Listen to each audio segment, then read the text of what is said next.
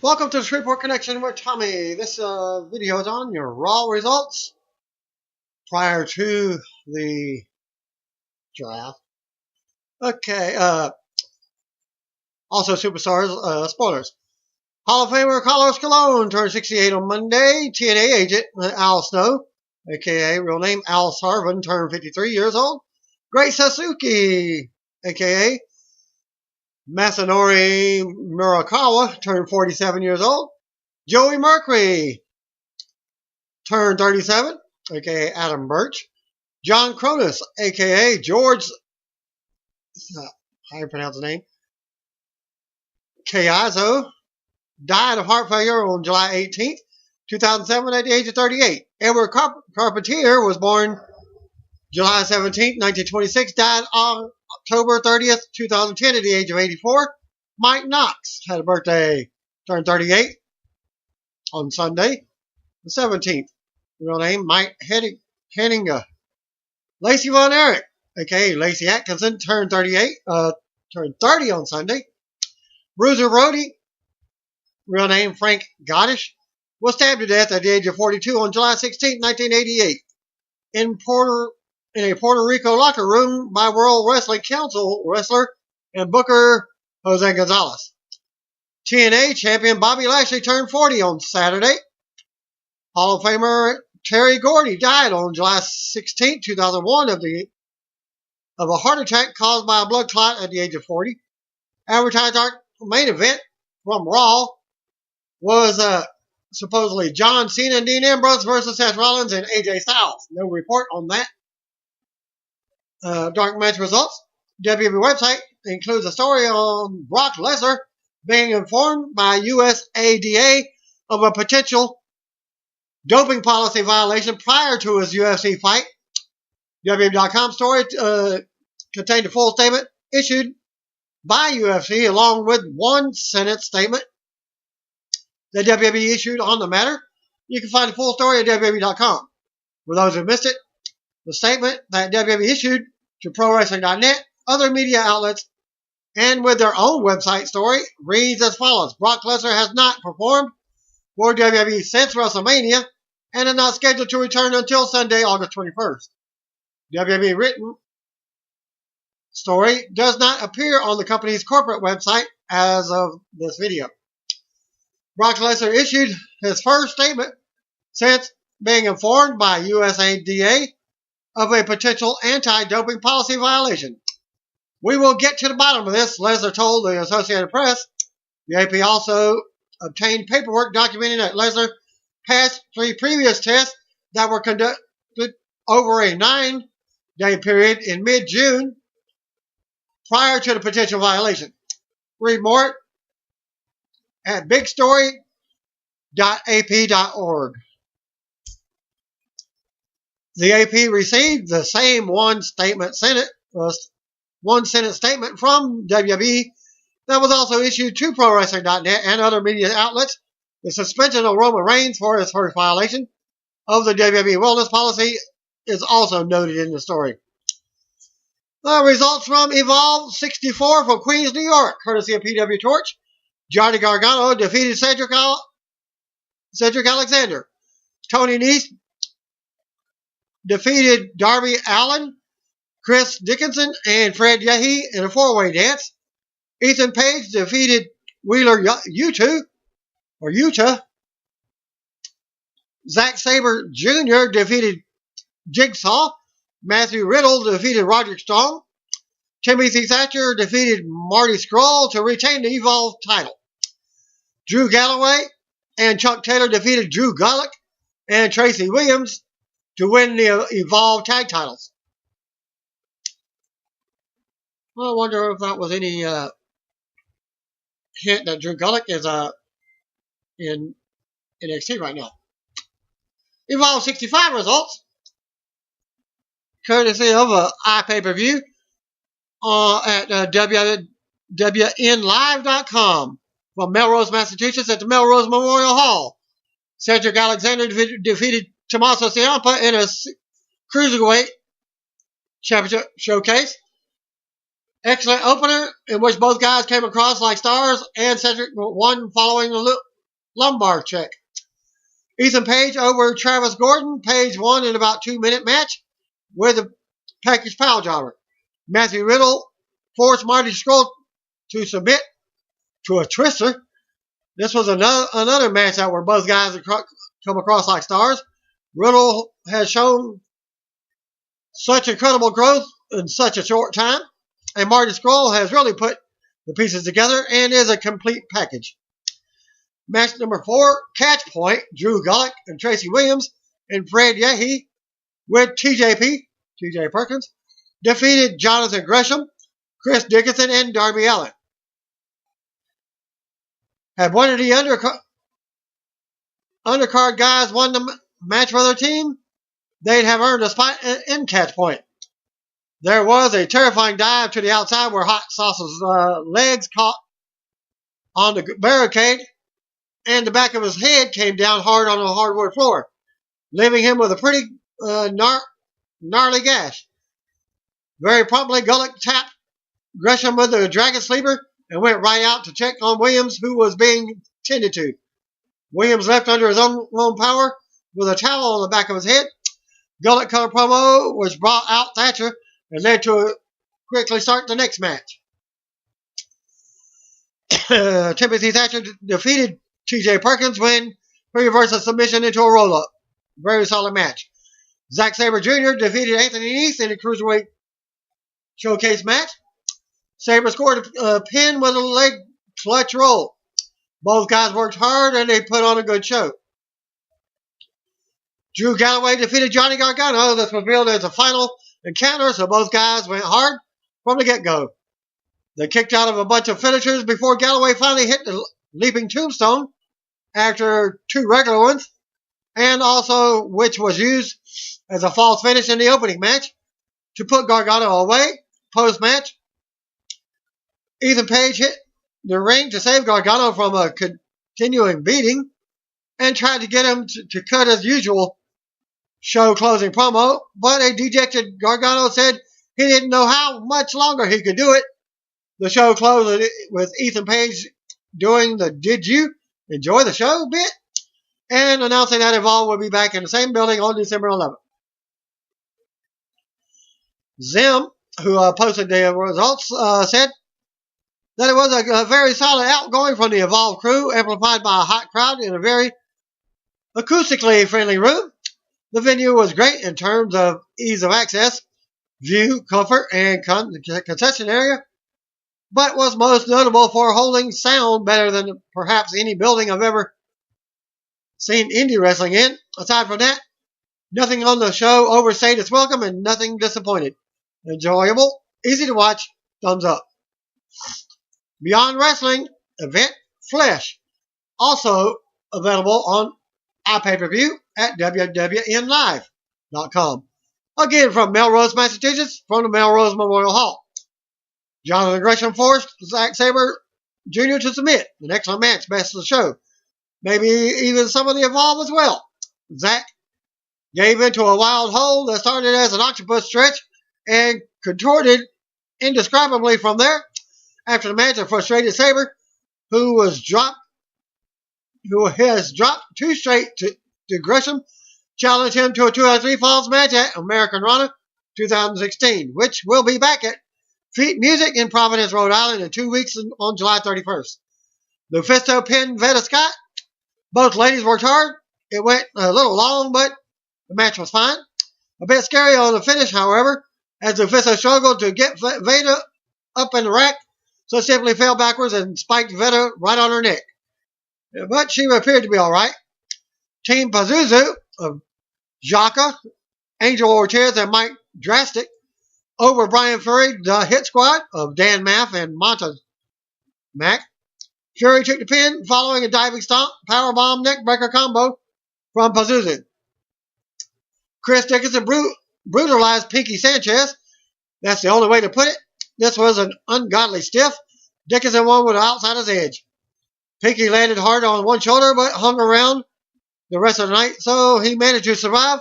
After the match, Jaka came out, and the original Team Pazuzu of Dickinson, Jaka, and Pinky squashed their beef and hugged. Kimber Lee defeated JT Dunn with a powerbomb into the alligator clutch pin. There was some tension between Brian Milanos, whatever how pronounce his name, and JT Dunn leading to the finish, but it was Dunn's arrogance that cost him the match, not Milanos' involvement that won it for Kimber. Matt Riddle tapped Tommaso Ciampa to a cross armbar. Good match to close the show, with neither guy appearing to hold back despite working double duty between Beyond and Evolve. Evolve's catch point team of Drew Gallagher, Tracy Williams, and TJP, along with Riddle, came out to introduce themselves to the Beyond crowd. Hot Sauce said that they've made their mark in Evolve, and now they want to start making a mark in Beyond too. Team Pazuzu, Jaka, Ortiz, and Drastic attacked them from behind, and all the men brawled to the back to close the show. Again, Zim Zimmerman posting results and notes. Overall, this was very different Beyond experience from usual, for better and worse. On one hand, the show was 2 weeks before their biggest show of the year, American Rana, and was originally more of a pit stop show along the way. Then with the drama over Evolve losing their building and running a doubleheader, this show was made an pay-per-view at the last minute without some of Beyond's most popular and representative current acts. That being said, it was the tightest and most well-behaved Beyond show I've ever attended. And while that's another tally and not necessarily representative of Beyond column, it's all I've ever asked of them. It was relatively well-paced. There was nothing egregious, and it was easy to watch. This was a 2-match show to me going in, and both the opener and the closer delivered as strong or stronger than I expected. And in the middle of the show was fine, particularly considering the constraints and what they had to work with. I thought this was a perfectly fine show from the Beyond crew. Additionally, the venue was excellent. I'd really look forward to returning should they be back at the Melrose Memorial Hall. Ring of Honor TV spoilers from Philadelphia, Pennsylvania at the 2300 Arena. Thanks to PW Ponderings for posting the spoilers. Episode 1, Jay White defeated Will Ferreira. Mark Briscoe hosted Chicken Chat with guest Bobby Fish. Jay Lethal defeated Colt Cabana to retain the Ring of Honor title. Episode 2, the Young Bucks defeated RPG Vice to become #1 contender to the Ring of Honor tag titles. Jay Lethal and Adam Cole contract signing for the Ring of Honor title match. Leo Rush defeated Donovan Dijak. Jay Briscoe and Adam Page had to be separated by security to end episode 2. Episode 3, Jenny Rose and Nene Takahashi defeated Solo Darling and Subi Saki. Match number 2, Kamatachi defeated Stuka Jr. from the help from Christopher Daniels. Tough Tim Hughes versus David Starr versus Joey Daddy Go versus Cheeseburger went to a no contest, but Punisher Martinez interfered. Match number 4, Jay Briscoe fought Jay White to a draw. The main event, match number 5, Taylor and Lee defeated War Machine to close out episode 3. Episode number 4, Adam Page defeated Jonathan Gresham. The Cabinet defeated Dalton Castle and the Boys. Addiction defeated Young Bucks to retain the Ring of Honor tag titles to close out number 4 and your TV tapings. Heath Slater did not wrestle on Sunday's WWE Live event in Augusta, Maine.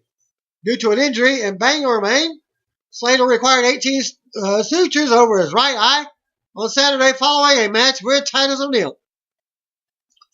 Dr. Stephen D'Aquino is quoted by WWE.com as saying the cut was quite open, right down to the bone. Slater was replaced by Baron Corbin, who won a quick match over O'Neil in Augusta, Maine.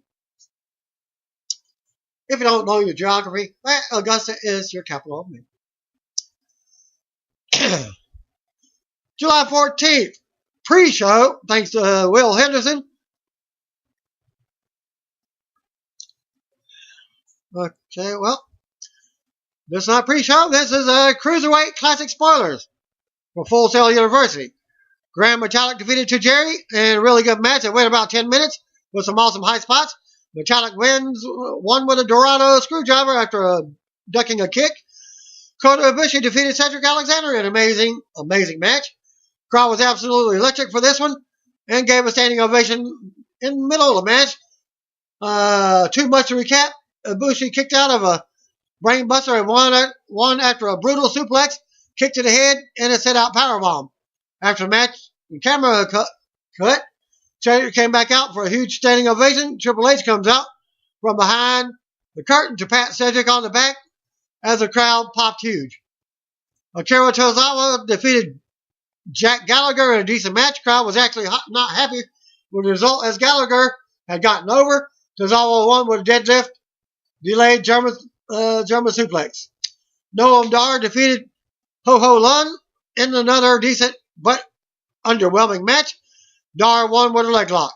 Brian Kendrick defeated Tony Nese in another solid match. There was a nice spot where Kendrick stuffed Nese's arm into a turnbuckle pad and attacked him while he was trapped. At one point, Nese lifted Kendrick up with one arm out of an armbar and tossed him into the buckles. Nese then reversed Kendrick's submission for a near fall, and Kendrick kicked out of Nese's pump handle reverse driver. Kendrick rolled out of the way of the 450 splash and locked on his choke for the win. Rich Swann defeated Lince Dorado in a great match with some comedy spots early on, but good wrestling. The crowd was all for Swann. There was a cool spot midway in the match where both guys ducked bicycle kicks at the same time. Swann hit a twisted inverted 450 for the win, and they hugged after the match. Zack Sabre Jr. defeated Drew Gulak in an awesome technical match. Gulak refused to handshake at the start of the match. Great technical wrestling there. Lots of different submissions and definitely a change of pace from everything else. There was a brutal slap exchange late in the match.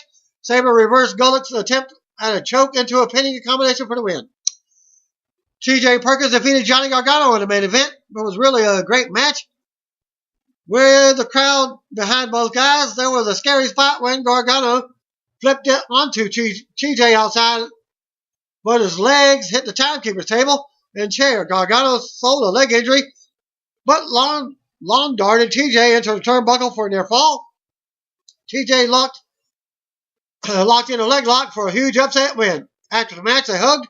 The trainer came out to check on Gargano to help him to the back. Not sure if it's worked or injury or not. Now, from the pre-show, Raw pre-show, with Scott Stanford, Booker T, Corey Graves, hosted from the headquarters from Sanford, Connecticut. They hyped SmackDown Live and the WWE Draft. They quickly moved into hyping the Raw main event, which was Seth Rollins versus Dean Ambrose for the WWE title. And thanks to Jason Powell for posting this from ProWrestling.net. Shocking and twist, Graves predicted Rollins to win the match, and Booker predicted Ambrose will retain. 12-man tag match was announced for Raw. Cena, New Day, Enzo and Big Cass versus Wyatt Family, AJ Styles, Carl Anderson, and Luke Gallows. Stanford hyped that Shane McMahon and Stephanie McMahon will open Raw. He hyped that they will be announcing the new general managers. Booker predicted Eric Bischoff will be the GM of Raw. Laugh out loud. And Paul Heyman will be a GM of SmackDown. The host read through the rules of the draft and focused on the fact that 6 NXT acts will be drafted. They spotlighted Shinsuke Nakamura, and Stanford questioned whether WWE is ready for the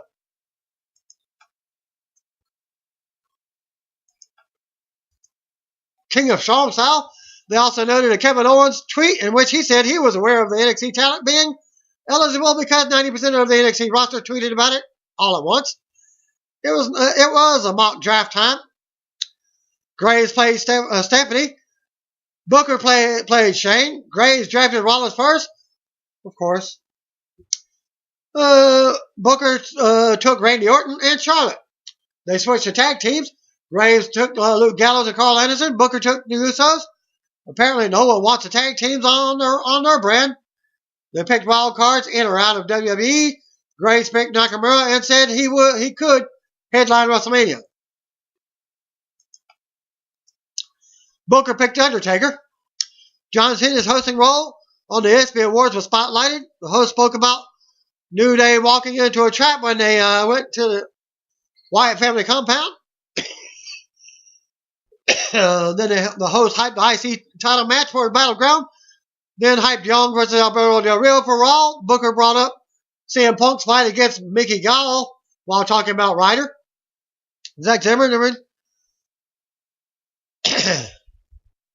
That was it for the pre-show. Zack Zimmerman posted the news coming from Sean, who attended the Raw event in Providence, posting the spoilers for Superstars. Summer Rae defeated Alicia Fox. Summer won with a roll-up after dropping her face first into her turnbuckles. Usos defeated the Dudley Boys. Crowd booed the Usos pretty loudly. Finish came on a super kick and a big splash combo for the Usos. Raw from the USA Network, courtesy of USA Gold streaming. Since I don't have AT&T anymore, they did the same thing as Comcast Xfinity. Cut me off. No notice whatsoever. Bad customer service whatsoever. So warning with your AT&T crap is what I call it. And I will post it and say it loud and proud.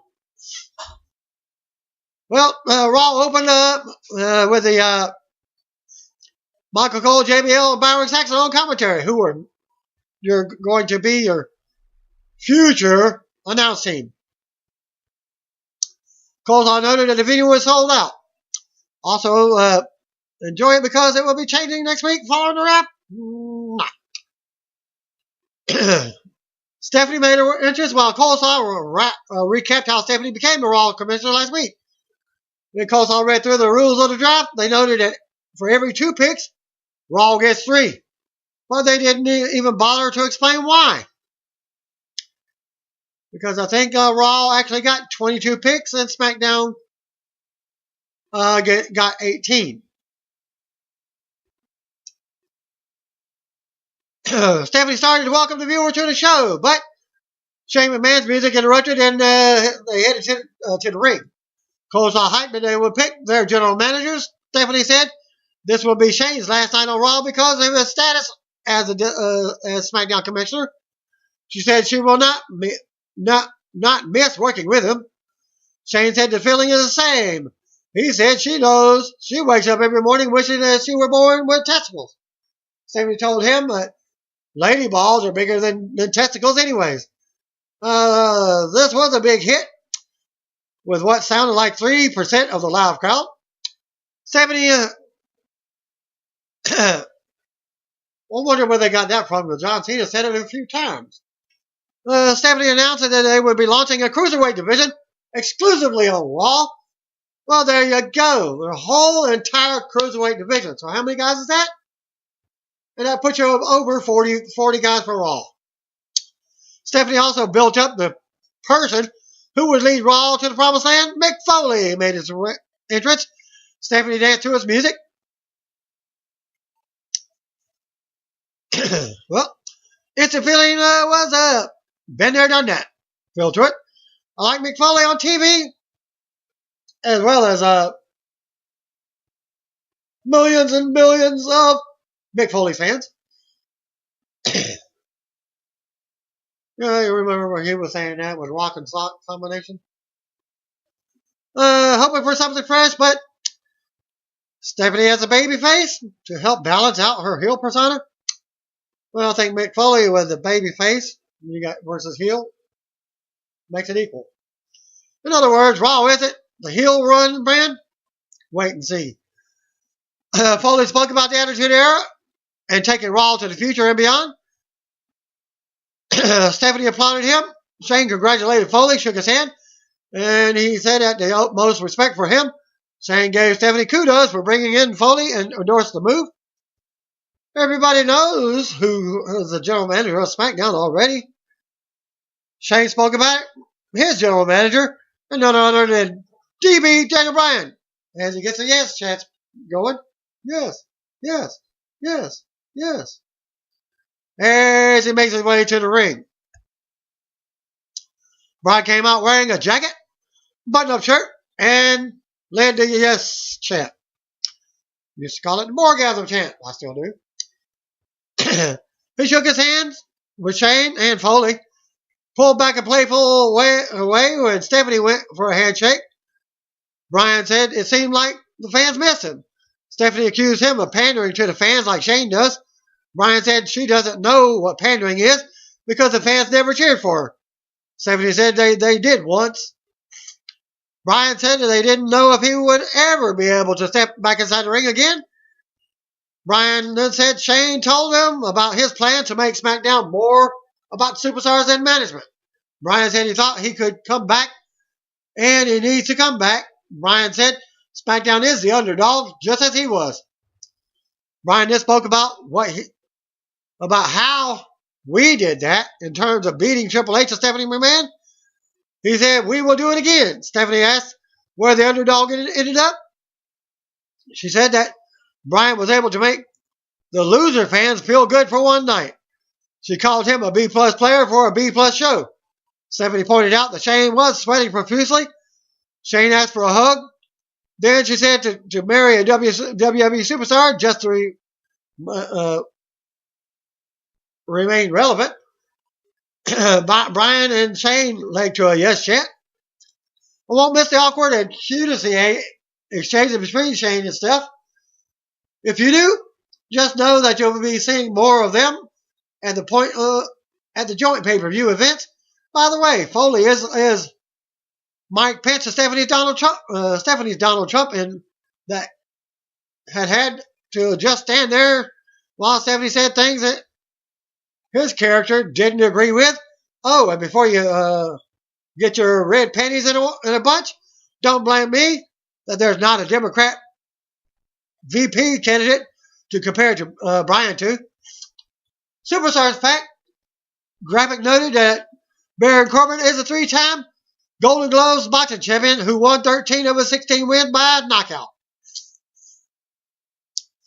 Kevin Owens and Chris Jericho versus Sami Zayn and Cesaro. Zayn had a pre-tape air with him saying that the draft means his battleground match could be his last match with Owens. Wasn't it already billed that way?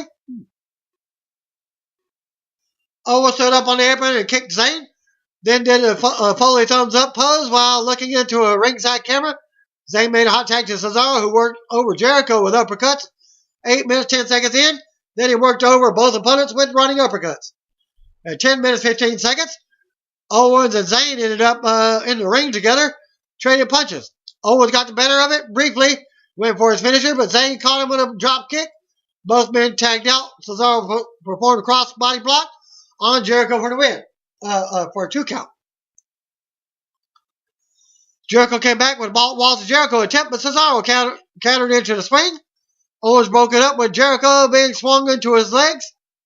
Zayn performed a tornado DDT on Owens and ended up pinning Jericho to win the match for his team. And the match took 11 minutes 55 seconds, which I did not get to see. I caught it like 45 minutes into the first hour. But the internet feed on and off goes out. PS3 freezing, so it's still having problems with network stuff. Or even anything on there.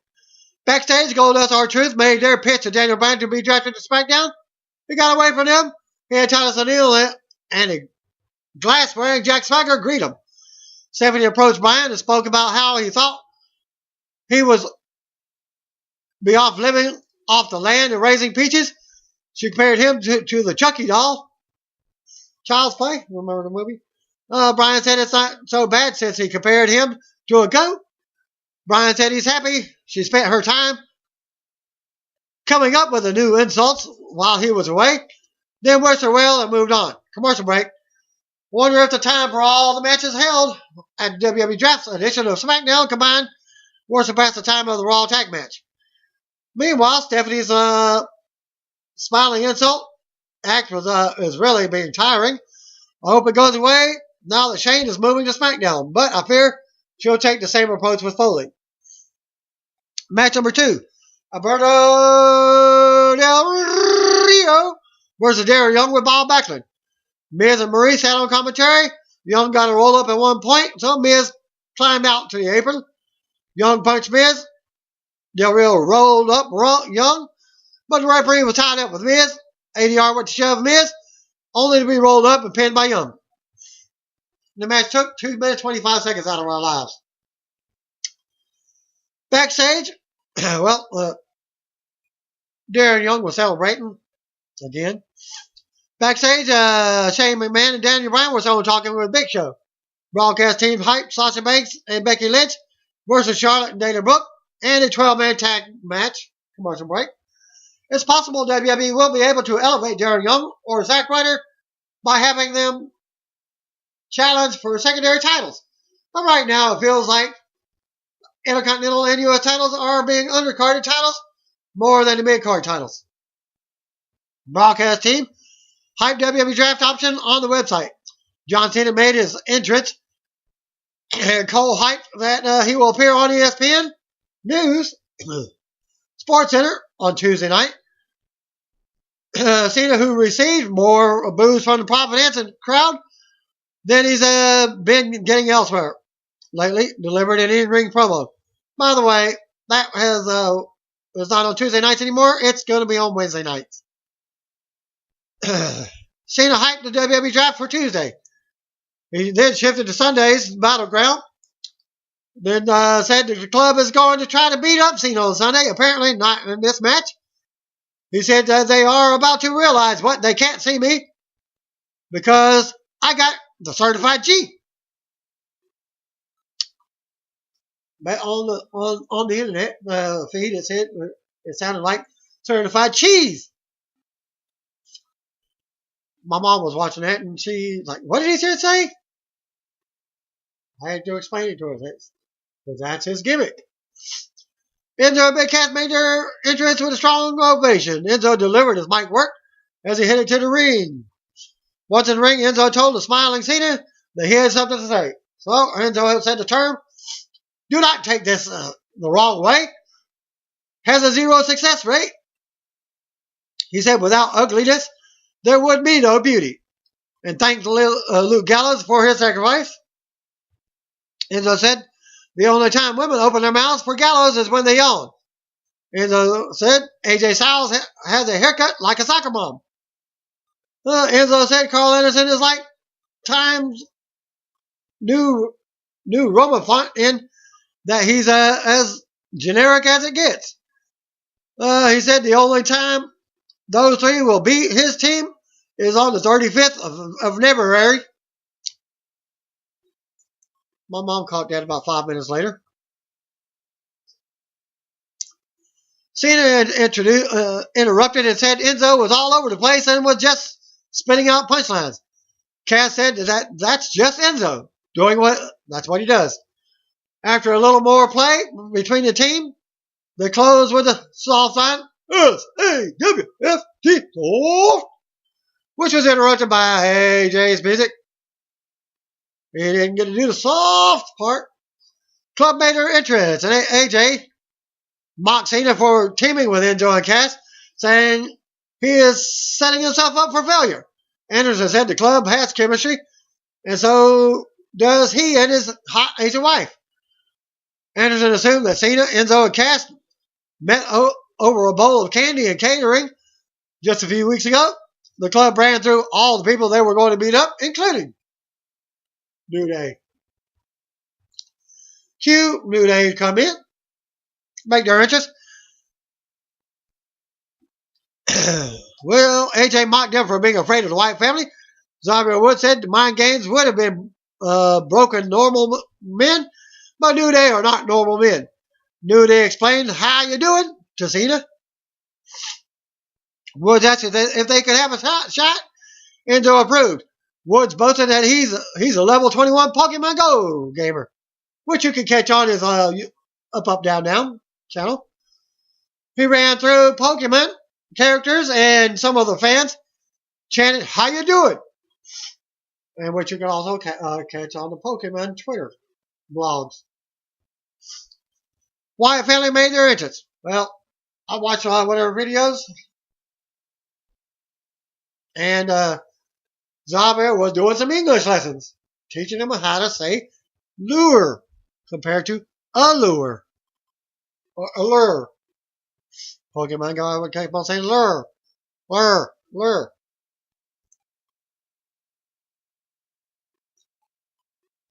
Well, just watch the video. You'll see what I'm talking about. Up, up, down, down. Wyatt family made their entrance. Coleslaw said, "So much for fun and games." Coleslaw hyped a 12-man tag match and questioned whether the Wyatts and the club could get along together. Commercial break. Couldn't tell if the crowd was losing interest in a long talking segment or if they weren't interested in Woods dropping the names of Pokemon characters. His original Pokemon Go reference got a strong reaction, which you can download on your cell phones. Enzo was on fire even more than usual this week, and the match was up next. Match was joined already in progress from the commercial. Teams obeyed the tag rules, but then a big brawl broke out after 3 minutes. Cass and Strowman were the last man in the ring. Big two-man fought. Cass hit him with a couple of punches and a big boot. Kingston tagged himself in, and apparently Strowman was supposed to catch him or something, but he stumbled awkwardly before picking him up and performing a power slam into a commercial break. It was hard to tell whether Kingston overshot Strowman or Strowman moved in too close as Kingston was in air. Strowman recovered quickly, and it didn't look like anyone was hurt. Coleslaw then noted that Wyatt family can be drafted separately as Rowan worked over Cena, and the crowd went back and forth with dueling Cena chants. Heels took turns working over Cena and Styles and Anderson, both getting 2 counts. Cena started to come back while Gallows was in the ring. Commercial break. Rapid fire spots continued until everyone was down, out, aside from Strowman, who recovered on the floor. New Day and the Wyatts fall up the stage and eventually to the back. Styles ducked a clothesline from Enzo, who accidentally hit Cena. Styles performed Styles Clash on Enzo and got the pin. And that match took 19 minutes and 5 seconds out of our lives. Which the club and the Wyatt family won. Hashtag beat John Cena. Just a joke. The broadcast team hyped all about the WWE draft broadcast and WWE Battleground. Backstage, Stephanie and Foley spoke about Apollo Crews. Broadcast team hyped Dean Ambrose versus Seth Rollins for your main event. A nice long match that helped set up the 2 6-man tag matches for Sunday. More excited about the club versus Cena Enzo and Cass. I wasn't blown away by the follow-ups to the compound angle, whereas now they put Cena's team in the position of looking for revenge and potentially having some friction amongst themselves. By the way, does Foley's well-documented head trauma issues mean that he can't take Stephanie McMahon slaps? If so, he won't last long in that role. Earlier in the day, Seth Rollins was shown walking down the steps of an empty arena. He spoke about how he used to do that with Dean Ambrose and Roman Reigns. He questioned whether Reigns would ever be the same without his edge. He paused at that, right? I was going to say Jericho's I even said Jericho's line. Again. Never be the same again. He also labeled Ambrose a coward for stealing the title from him by cashing in his Money in the Bank contract. Duh. Didn't you just do that himself? Of course, he's not going to cry. He did it himself.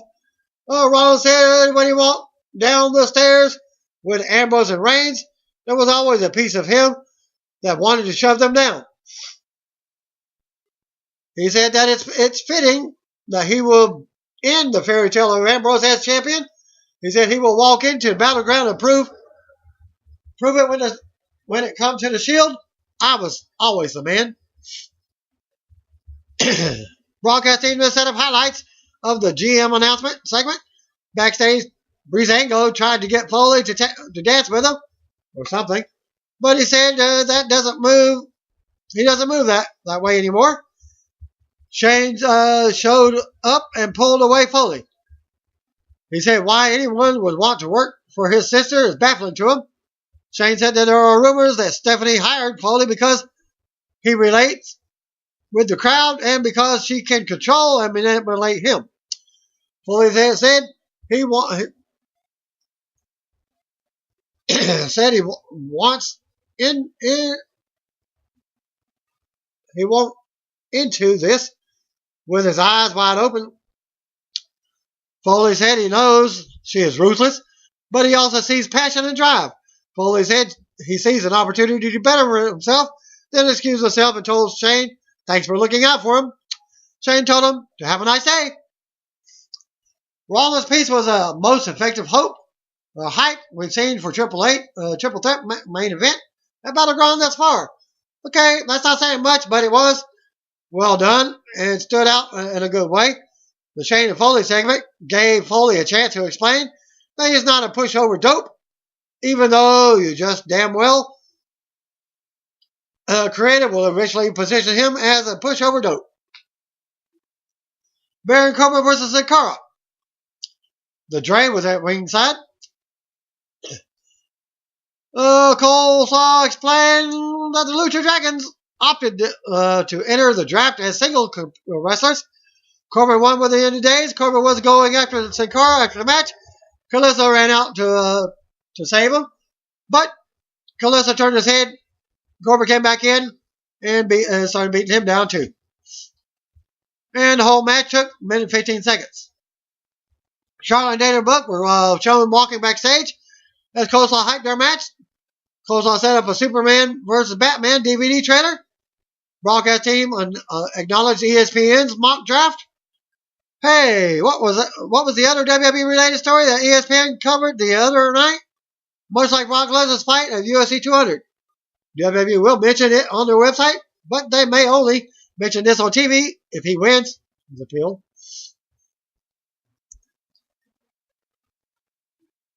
Charlotte and Dana Brooke versus Sasha Banks and Becky Lynch. Coleslaw brought up Sasha's mystery partner and said Sasha stated earlier in the day that she has it covered.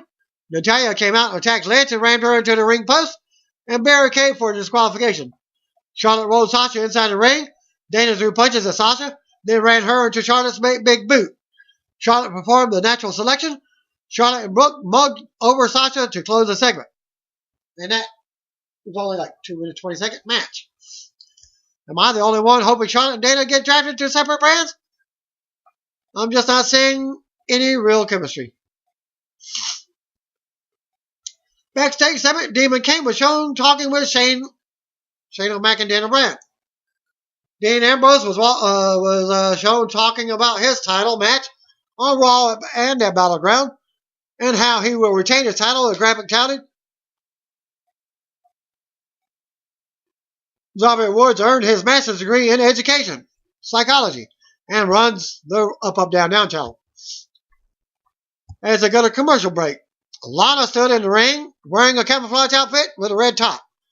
She introduced Rusev as her fiance, and the only person who could have her. Sheamus was out next, then Dolph Ziggler, then Zack Ryder. Rusev and Sheamus versus Dolph Ziggler and Zack Ryder. Sheamus worked over Ryder and then teased Rusev with tags, only to pull his hand away twice.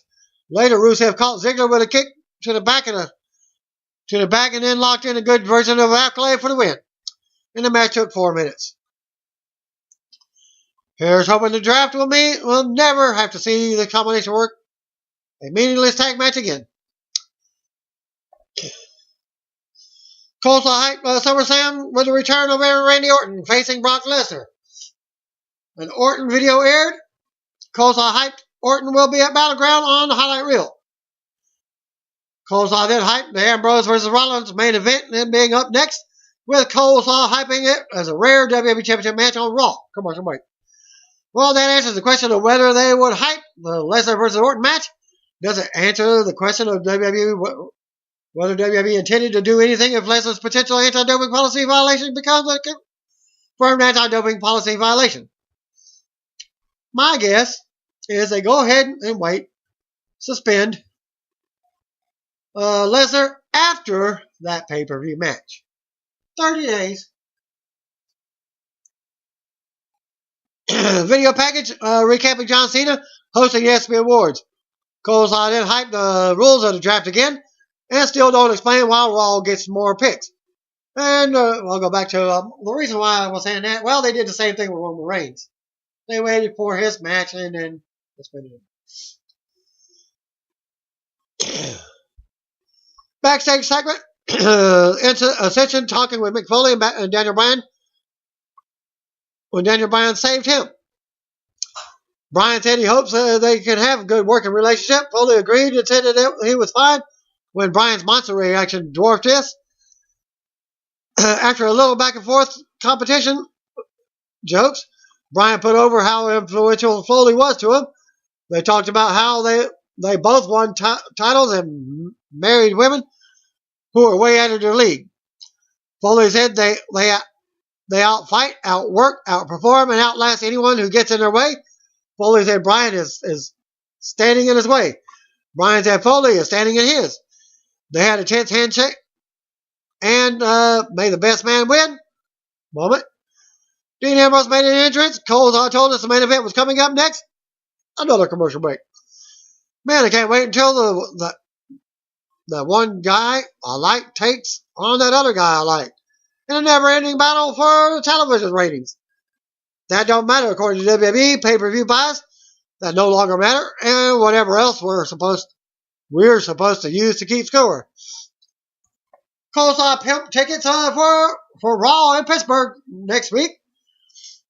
It wouldn't be an issue if Kurt Angle had been named the Raw general manager. Stephanie McMahon, Mick Foley, and Shane McMahon and Daniel Bryan sat at ringside for the championship match. Lillian Garcia delivered in-ring instructions for the title match. Match number 7 for Raw. 3-hour show for 7 matches. Well, 3-hour pay-per-view for 8 matches. Ambrose versus Rollins for the championship. JBL said his sources told him Reigns is a caged animal waiting to come out in the battleground. Coleslaw said Ambrose has not defeated Rollins in a full-length match. Money in the Bank excluded. They fought on the apron and to the ringside. Ambrose caught Rollins with a clothesline. Then they showed Foley whispering to Stephanie heading into a break. Broadcast team spoke about the cruiserweights returning to Raw.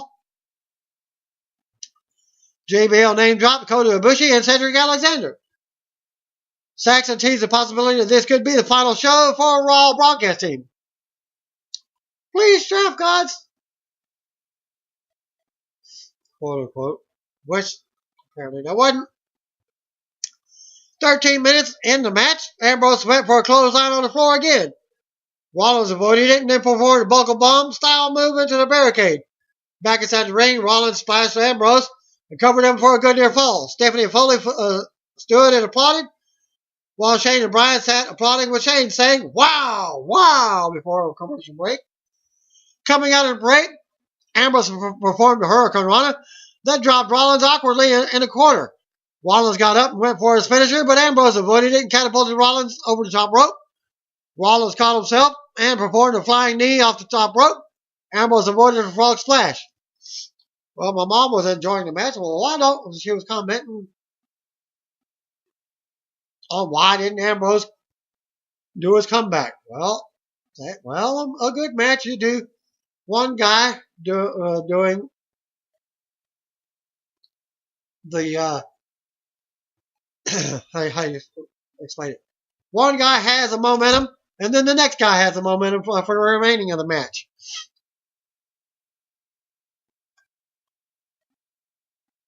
Well,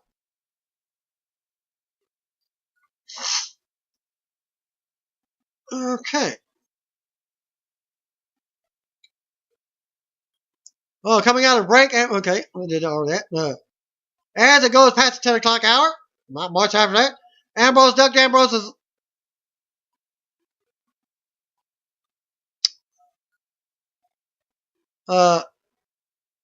Ambrose ducked a clothesline from the ropes and performed a buckle bomb.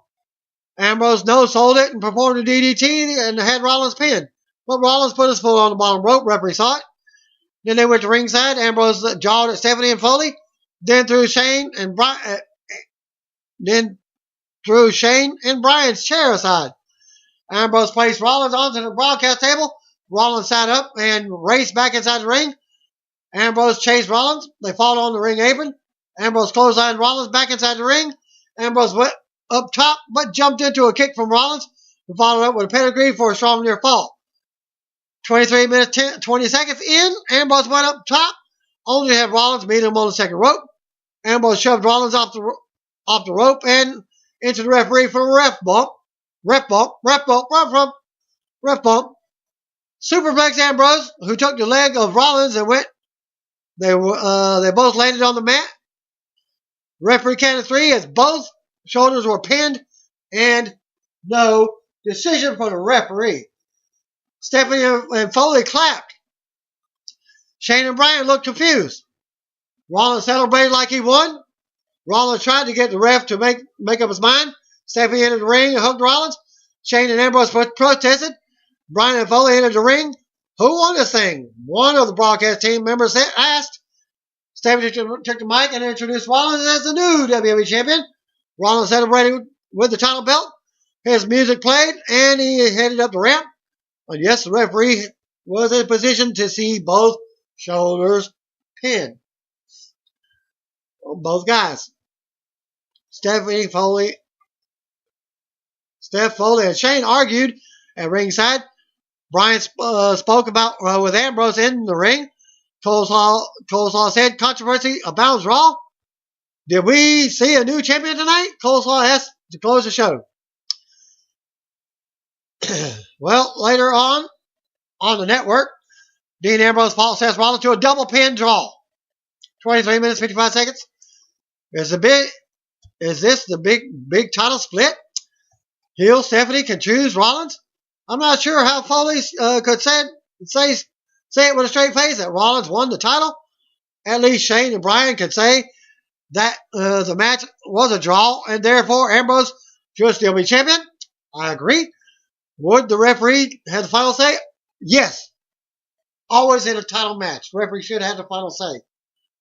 So while this may be a split title scenario, it could also be a hook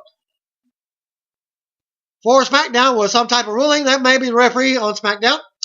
Keep in mind that there was a triple threat match on Sunday, which we could see seemed like the place to do a double finish, given that there would be a one winner otherwise. I'll have much more to say on my SmackDown video with more news. But they did rule on the WWE Network, after all, with double pin. Both shoulders were counted down. So Ambrose retained the title. Bizarre to say, in that they never directed viewers to go to the WWE Network. They showed Rollins attack Ambrose after the ruling, then walk out with a title belt. Coleslaw said that Rollins had the championship, but he is not the champion. And during that, there was something that Stephanie was saying, because she was doing this and saying, cut the feed, which they did not do when they tried to do the steal the belt and give it to Rollins. Bad idea, because it's still the referee's final decision. Stephanie McMahon, you should know that.